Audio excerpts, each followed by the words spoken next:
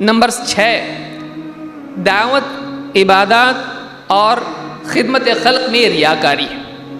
یہ ایک بہت بڑی مصیبت ہے. آدمی دعا کر رہا ہے، جیسے شیخ الرحیلی نے کہا، آدمی حرم میں ہے، دعا کر رہا ہے اور بازو والے کو موبائل دے رہا، ذرا میرا فوٹو نکالو، سیلفی. آدمی حرم میں ہے، کعبہ کے پاس ہے، میں خود دیکھا ہوں، موبائل لے کے گول گول گھوم رہا ہے، لبیک اللہم لبیک کر رہا. حرم کے اندر داخل ہونے کے بعد لبیک ہے، کعبہ کے پاس. آدمی کیا نہیں کر رہا ہے، غریب لوگوں کو بلینکٹ بانٹ رہا ہے رات کے اندھیرے میں. کتنا اچھا تھا کہ نیکی چھپ جاتی اور اللہ تعالیٰ اجر دیتا اس کو. لیکن ساری دنیا کو فوٹو نکال کے اگلا دن تو بہت دیر کی بات ہے بھائی، راتوں رات ڈال دیتا ہے. اپنی نیکیاں غریبوں کو کچھ بانٹ رہا. ٹھیک ہے، آپ کو ریکارڈ رکھنا ہے، آپ کے پاس تفصیل، آپ ریکارڈ میں رکھو نا اس کو. عالمی ریکارڈ میں کیوں رکھ رہے ہیں اس کو؟ آپ سارے لوگوں کے سامنے ظاہر کرنا اس کی ضرورت نہیں ہے. ہم چاہے کتنا بھی اس کی تعویل کریں، کیا ضرورت ہے؟ اللہ کے پاس آپ کا ریکارڈ ہے نا، آپ کی فائل میں آپ رکھو اگر آپ کو چاہیے تو. ساری دنیا میں اس کی تشہیر کرنے کی ضرورت کیا ہے؟ آج بہت سارے لوگ دعوت کے نام پر، آپ دیکھیے، دین کا کچھ علم نہیں ہے، لیکن شوق ہے کہ فلانا مقرر اسٹیج پہ کھڑا ہو کے بولتا ہے میری بھی دل میں تمنا ہے، چاہے میرے پاس اتنا علم آئے یا نہ آئے، لیکن اتنا شہرت مجھ کو ملنا چاہیے. آج ہر گلی کوچے سے دائی کھڑے ہو رہے ہیں. اس کے پاس اگر یوٹیوب اکاؤنٹ ہے، اس کے پاس انٹرنیٹ کنیکشن ہے، اور اس کے پاس کیمرہ ہے، مائک ہے، وہ دائی بن سکتا ہے، وہ بھی انٹرنیشنل ہے. چاہے اس کے پاس علم نہ ہو، بولنے کا سلیقہ نہ ہو، چاہے علماء سے اس کی دور کی بھی مناسبت نہ ہو، چاہے اس کو اسلام کا درد ہو یا نہ ہو، چاہے اس کو امت کے معاملات معلوم ہو یا نہ ہو، چاہے وہ صرف مرض جانتا ہو یا علاج بھی نہ جانتا ہو، وہ بولنے والا بن رہا ہے. دعوت کے نام پر اپنے آپ کو سیلف پروموشن، دین کی تبلیغ سے زیادہ اپنی شخصیت کی تبلیغ، یہ آج مرض بنتا جا رہا ہے. کیوں؟ یہ سارے وسائل موجود ہیں. بھائی شہرت کے وسائل اگر موجود ہیں تو شہرت کیوں نہ حاصل کرے؟ اگر وسائل شہرت کے ہیں، ایزیلی آدمی دنیا میں فیمس ہو سکتا ہے، تو رکاوٹ کیا ہے؟ سب لوگ ہو رہے ہیں تو میں کیوں نہ ہوں؟ مجھ کو بھی تو تھوڑا معلوم ہے، میں ایک آیت کا عالم ہوں، بلغوا انی ولو آیا، دلیل بھی میرے پاس ہے. تو ہر آدمی آج دعوت کے میدان میں کود کے شہرت کا راستہ ہموار کر رہا ہے. سلف میں تواضع، اخلاص، اپنے آپ کو پیچھے کرنا، یہ سلف میں پایا جاتا تھا. لیکن یہ 1 گھنٹہ تک اس کی تعریف ہوگی، اس کے بعد تقریر ہوگی. 5 منٹ کی تقریر کے لیے 15 منٹ کا تعارف. یہ کیا ہے؟ یہ آج ہمارے سماج کا مرض بنتا جا رہا ہے. یہ بہت بڑی مصیبت ہے. اسی طرح سے 7ویں چیز، بلا تحقیق چیزوں کی تشہیر. یہ بھی سوشل میڈیا کا ایک مسئلہ ہے. ہر چیز جو کوئی تعجب والی چیز ہو، آدمی اس کو آگے بڑھا رہا ہے. علمی باتیں ایسی، حضرت علی رضی اللہ تعالیٰ نے فرمایا، ارے حضرت علی تو اپنے ہیں، لیکن میسج شیعہ کا ہے، نیچے نہج البلاغہ نہیں دیکھ رہا ہے، اس کو کیا معلوم ہے؟ عربی کتاب کا نام ہے، اپنی ہوگی بھائی، اس کو آگے بڑھا رہا ہے. کئی ایسی باتیں جن کا حوالہ نیچے قرآن کا دیا ہے، حدیث کا دیا ہے، بخاری، لیکن بخاری سے اس کا دور کا بھی رشتہ نہیں ہے، بلکہ حدیث کی کتابوں میں کہیں بھی وہ نہیں ملے گی. آج کوئی بھی ڈال رہا ہے، یہ اعتماد کر کے بھیج رہا ہے، حالانکہ ہم کو سکھایا گیا تھا ان ھذا العلم دین فانظروا عمن تاخذون دینکم، یہ علم دین ہے، دیکھو کس سے لے رہے ہو. لیکن آج ہم لے بھی غلط ذریعے سے لے رہے ہیں، انجان لوگوں سے لے رہے ہیں. کون بھیجا، کہاں سے آیا، کس نے بنایا میسج، ہم کو نہیں معلوم. دیکھنے میں بہت اچھا ہے، کلر بیک گراؤنڈ میں بہت اچھا ہے، فونٹ اس کا بہت اچھا ہے، اور بات میرے دل کو بہت پسند آ رہی ہے. ہم کو جو پسند آئی ہم نے اس کو آگے بڑھا دیا ہے. بعض اوقات وہ چیز فسادات سے متعلق ہوتی ہے، پچھلے سالوں کی بات ہوتی ہے، کچھ حالات میں اس کو آدمی آگے بڑھا دیتا ہے، اور اس سے کسی علاقے میں فساد بھی ہو سکتا ہے، اس کا کوئی تعلق نہیں موجودہ حالات سے، وہ پاسٹ کا کوئی واقعہ ہے، لیکن اس کو آگے بڑھا رہا ہے. کتنے علاقوں میں تناؤ پیدا ہو جاتا ہے ایسے کسی میسج کی وجہ سے. کسی کے دھرم کو، دین کو کچھ بول دیا، کون بولا، اس نے آگے بڑھا دیا، سمجھانے کی اس میں کتنی سنگینی ہے. سیاسی معاملات میں کچھ آگے بڑھا دیا، سمجھانے سے کیا نقصان قوم اور ملت کو ہو سکتا ہے.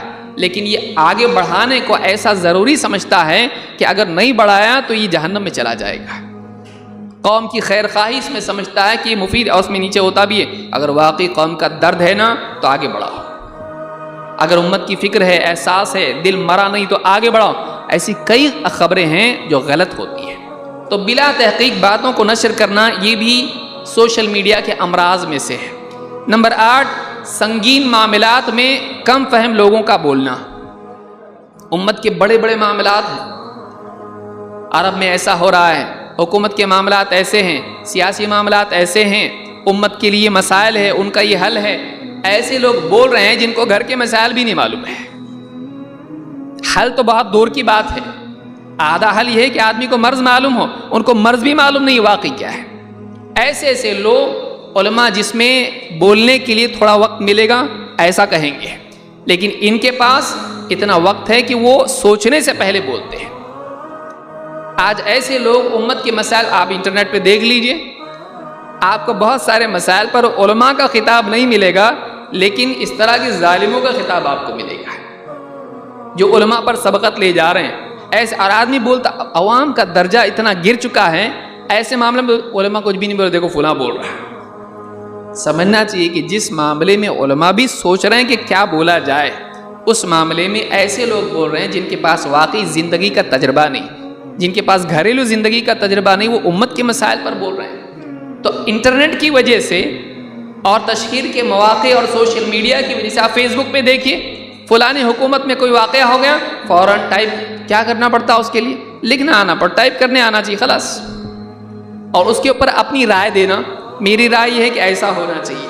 ایسے لوگ رائے دے رہے ہیں کہ جن کو رائے دینے کا حق نہیں ہے۔ اگر وہ چپ ہوتے تو نیکی ملتی ہے، اگر جاہل چپ رہے اور علماء کی سنے تو نجات کا ذریعہ اور ہدایت کا ذریعہ بن سکتا ہے، لیکن چونکہ بولنا ہر ایک کو پسند ہے اور رائے دینے کے لیے عقل ہونا ضروری نہیں ہے، علم ہونا ضروری نہیں ہے، لہٰذا اندر سے لوگ بولنے کا مزاج جو بن رہا ہے کہ سب بول رہے ہیں میں کیوں چپ بیٹھوں، میں بھی بولوں گا۔ ہر آدمی بول رہا ہے، ہر ایک آدمی کا فیس بک اکاؤنٹ ہے، ہر آدمی کے لیے اسٹیج موجود ہے، بولنے کے مواقع موجود ہیں، وہ کیوں پیچھے رہے؟ ایسے لوگ دین کے معاملات میں بول رہے ہیں، اور ایسے بڑے بڑے معاملات میں بول رہے ہیں کہ جس سے امت کے مسائل جڑے ہوئے ہیں، جس میں صرف بڑوں کو بولنا چاہیے، جس میں صرف بڑوں کو بولنا چاہیے، باقی لوگوں نے کہنا چاہیے ہم نہیں بولتے بھائی۔ لیکن آپ دیکھیے کسی سے پوچھا جائے، ہر آدمی بولتا ہے میری رائے کہ ایسا ہونا چاہیے، میری نظر میں یہ مسئلہ ہے، میری نظر میں یہ حل ہے۔ بعض اوقات ایسے لوگ جن کو سورہ فاتحہ پڑھنے نہیں آتی ہے کہتے علماء نے ایسا کرنا چاہیے، علماء نے ایسا کرنا چاہیے۔ جن کو اپنے گھر کے چھوٹے مسائل حل کرنے نہیں آتے ہیں، استنجا کیسا بنائے گھر کے اندر ان کو معلوم نہیں ہے، بتاتے ہیں کہ حاکم نے ایسا کرنا چاہیے۔ تو یہ مسائل آج بڑھ رہے ہیں، اور اس کی وجہ سے امت میں مسائل بڑھنے کی وجہ سے کئی لوگ گمراہ ہو رہے ہیں، اس لیے کہ جو آدمی انٹرنیٹ پہ آ کے بولتا ہے، دوسرے لوگ اس بات کو مقدس قول کی طرح قبول کر لیتے ہیں، یہ نہیں دیکھتے کہ بولنے والا کون ہے۔ نواں مسئلہ اس میں یہ ہے کہ تبلیغ کے نام پر، دعوت کے نام پر فرقہ واریت زیادہ بڑھ رہی ہے، نفرتیں بڑھ رہی ہیں۔ واٹس ایپ گروپ کا حال آپ دیکھیے، مسلکی مسائل کے اوپر گفتگو کا انداز آپ دیکھیے، ایسے لوگ جن کے پاس علم نہیں ہے دینی مسائل پر گفتگو کرتے ہیں، بعض اوقات علماء پر بھی طعن کرتے ہیں، کبھی چاند کا مسئلہ آئے گا، کبھی مسلکی معاملات آئیں گے، کبھی چھوٹے چھوٹے مسائل آئیں گے جن پہ علماء نہیں لڑے، لیکن یہ لڑنا اپنا دینی فریضہ سمجھتے ہیں، ایک دوسرے پر لعنت کرنا، ایک دوسرے کو کافر تک قرار دینا، ایسے مسائل پر جن میں کفر کی کوئی وجہ نہیں، تکفیر کی کوئی وجہ نہیں ہے، لیکن محض اپنے گمان کی وجہ سے دوسروں کو کافر بنانا، لعنتیں کرنا، دشمنیاں آپس میں ہونا، دہشت گردی کے پھیلنے کا بہت بڑا ذریعہ یہ بن گیا ہے۔ ایسے نوجوان جو سیاسی مسائل اور دنیا میں مسلمانوں کے حالات دیکھ کر پریشان ہیں، اور ہر مسلمان پریشان ہے، ایسے لوگوں کو ٹارگٹ کرنے کے لیے اور ان کے دینی جذبات کو ٹارگٹ کر کے ان کو ریکروٹ کرنے کے لیے ایسے کئی لوگ بیٹھے ہوئے ہیں جو اس میڈیا کا استعمال کر رہے ہیں، اور ایسے فوٹو ڈالنا جس سے مسلمانوں کے جذبات نوجوانوں کے بھڑک جائیں، ایسی باتیں نشر کرنا جو جھوٹی ہیں، ادھوری ہیں، لیکن اس سے نوجوانوں کے جذبات بھڑکیں، علماء کے خلاف، علماء سے لوگوں کو کاٹنا اور بتانا دنیا میں ایسا ہو رہا ہے، علماء کیا کر رہے ہیں، مسلمان کیا کر رہے ہیں، نوجوان اٹھو کچھ کرو، تم ہی مستقبل ہو امت کا، تم اگر نہیں کرو گے تو امت ختم ہو جائے گی، علماء کے پیچھے مت پڑو، وہ حیض اور نفاس ہی کے مسائل بتاتے ہیں، ان کا کام مکتب اور مسجد چلانا ہے، باہر کے امت کے مسائل علماء کو نہیں معلوم۔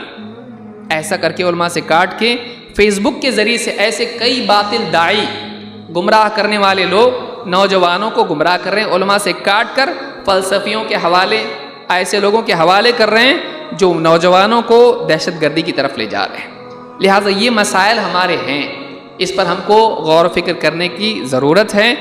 پہلا کام یہ ہے کہ ہم علماء سے جڑیں، پہلا کام اور سب سے اہم کام یہ، فَاسْأَلُوا أَهْلَ الذِّكْرِ إِن كُنتُمْ لَا تَعْلَمُونَ، جاننے والوں سے پوچھو اگر تم کو نہیں معلوم۔ اور اگر جاننے والے سے انسان جڑ جائے تو سارے مسائل حل ہو سکتے ہیں، اس کو مسائل کا حل وہیں سے مل سکتا ہے جہاں جاننے والا موجود ہے۔ جہالت کا حل نہیں ہے، جاہل کی رہبری نہیں کر سکتا ہے، دونوں مل کے ایک تیسری مصیبت کھڑی کر سکتے ہیں۔ لیکن اگر جاہل علماء سے جڑتا ہے، اپنے بھی مسائل حل کرے گا، امت کے مسائل حل کرنے میں وہ مددگار ثابت ہو سکتا ہے۔